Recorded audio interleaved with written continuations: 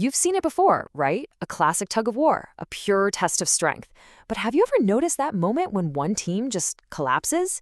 It's not always about who's stronger. Nope. Today, we're going to dig into the hidden physics, the unseen force behind a moment exactly like that. And we're going to start with a question from a kid named Rohan. See, he was watching a sports practice, and he saw something that just didn't add up. His question, right here, it gets to the absolute heart of a force that, believe it or not, you and I rely on every single second of the day. So let's set the scene. We're on a field, the sun's out, and we've got a classic tug-of-war match going on. Two teams digging their heels in, just pouring everything they've got into it. And for a minute there, nothing happens. It's a total stalemate. The rope is stretched taut, muscles are shaking. It's a perfect deadlock. And then, bam, out of nowhere, one team just starts sliding forward.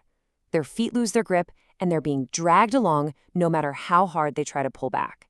And that is what made Rohan ask, what just happened there?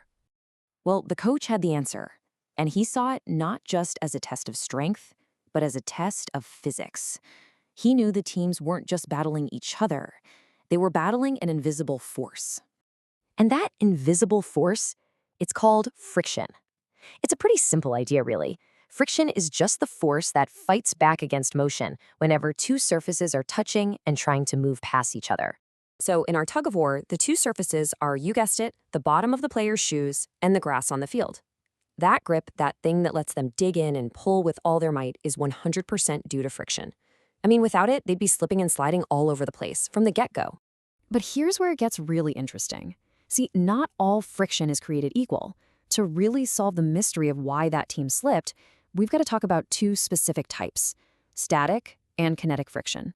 The coach explained that, yeah, there are a few kinds of friction, like rolling friction, which is all about wheels and stuff. But for our tug-of-war mystery, the two that really matter are static and kinetic. So let's break those down. Okay, this is the key to the whole thing. Static friction is what keeps something from moving in the first place. Think about pushing a really heavy box, that initial effort you need to get it to budge. That's you fighting against static friction. And here's the important part, it's the strongest type. Kinetic friction, on the other hand, is the friction that's at play once an object is already moving, and it is always, always weaker than static friction. All right, now that we know that, let's go back to the game. Let's zoom in on that exact instant when everything went wrong for the losing team. This is where the science totally explains the action. So let's walk through it. At the start, the team is holding their ground because of that super strong static friction. Their shoes are basically locked to the ground. But then you get the tipping point. The other team pulls just that much harder, and they break the static friction's hold. And the second they start sliding, the friction changes. It's not that strong static friction anymore. Now it's the weaker kinetic friction. They're trying to stop themselves while sliding, which is a much, much harder battle to win. So the real reason they lost isn't just that they were outpulled. The crucial point is that they lost their static friction. Once that powerful grip was gone, the game was pretty much over. It was a physics problem they just couldn't solve in time. And for Rohan, this was a huge aha moment. He realized this wasn't just about a game on a field. This invisible force is absolutely everywhere, shaping our world in ways we almost never think about. Seriously, think about it. The only reason you can walk across the room is because of the static friction between your shoes and the floor. It's why we can run. It's even why you can hold a pen or a cup of coffee. It is literally the grip that holds our entire world together. The coach summed it up perfectly with this.